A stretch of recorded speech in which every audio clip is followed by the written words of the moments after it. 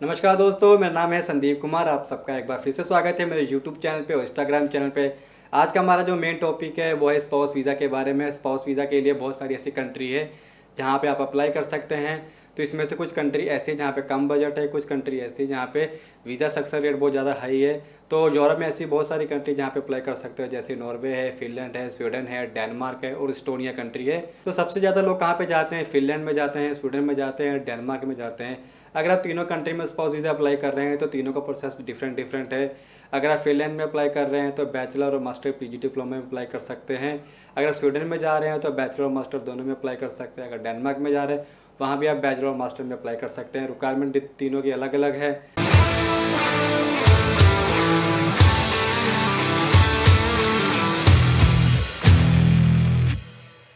अगर आप फिनलैंड में अप्लाई कर रहे हैं बैचलर के लिए तो वहाँ पे 6 बैंड की रिक्वायरमेंट है। मास्टर के लिए जा रहे हैं तो 6.5 बैंड होनी चाहिए और आपकी जो बैचलर है 80% मार्क्स ज़्यादा होनी चाहिए, तभी आप मास्टर में एडमिशन ले सकते हैं।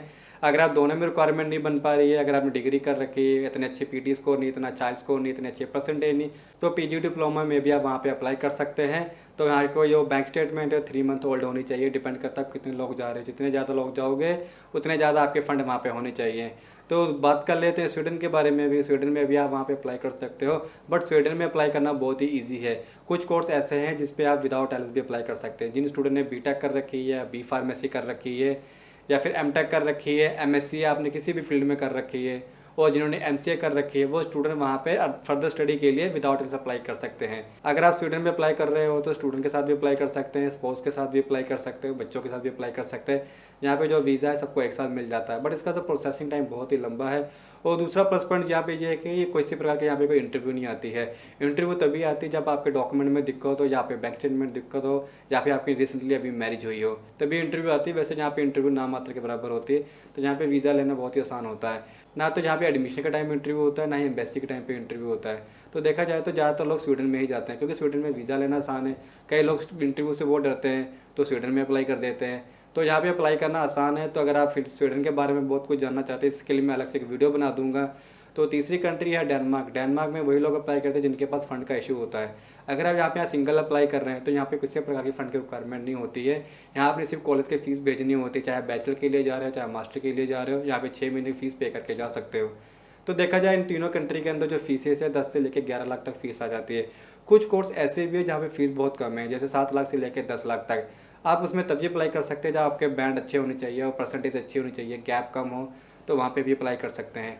अगर आप खुद अप्लाई करेंगे तो आपका खर्चा बहुत ही कम आ जाता है। अगर आप किसी कंट्री से अप्लाई करते हैं या किसी एजेंट से अप्लाई करते हैं तो ये लेके चले वो अपने कम से कम 3 से लेकर 5 लाख अपने चार्जेस ले लेते हैं। अगर आप खुद अप्लाई करने की कोशिश करेंगे तो 3 से लेकर 5 लाख रुपए आपके सेव हो सकते हैं।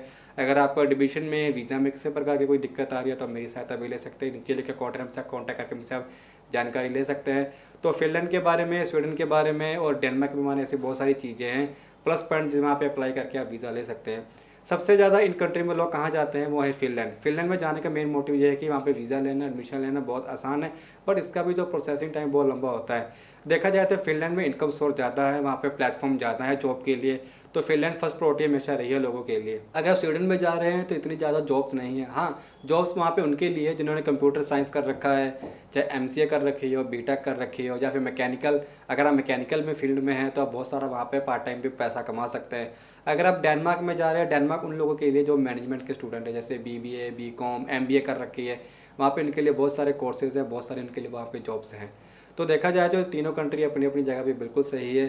तो तीनों कंट्री में अगर आप एडमिशन ले लेते हैं तो वीज़ा लेना बहुत ही आसान होता है। तो तीनों कंट्री में अगर देखा जाए तो फिनलैंड और डेनमार्क दो ऐसी कंट्री जहाँ पे एडमिशन लेने के आपको बहुत थोड़ी मेहनत करनी पड़ती है। स्वीडन में एडमिशन के टाइम पे आपको कोई मेहनत नहीं करनी पड़ती है, सीधा डॉक्यूमेंट अपलोड करने होते हैं, सीवी और आपका मोटिवेशन लेटर प्रॉपर तैयार हो तो आपका एडमिशन वहाँ से आ जाता है। अगर आप यहाँ पे फेक डॉक्यूमेंट लगाने की कोशिश करेंगे तो आप ये लेके चलिए कि आपकी सारी फीस जब्त कर सकते हैं। तो आप कोई भी डॉक्यूमेंट फेक लगाने की कोशिश ना करें। दो कंट्री ऐसी है, नॉर्वे है, इस्टोनिया, जहाँ पे बहुत कम लोग जाते हैं। नॉर्वे में लोग इसलिए कम जाते हैं क्योंकि उसका जो प्रोसेसिंग टाइम है कम से कम 1.5 साल का होता है। इस्टोनिया में लोग इसलिए नहीं जाते क्योंकि वहाँ पे जो स्पाउस है वो 3 महीने बाद या 4 महीने बाद वीज़ा मिलता है। तो लोगों की प्रायोरिटी यही रहती है कि हम जहाँ भी जाएँ दोनों एक साथ वीज़ा अप्लाई करें, चाहे हस्बैंड वाइफ हो चाहे बच्चों के साथ हो।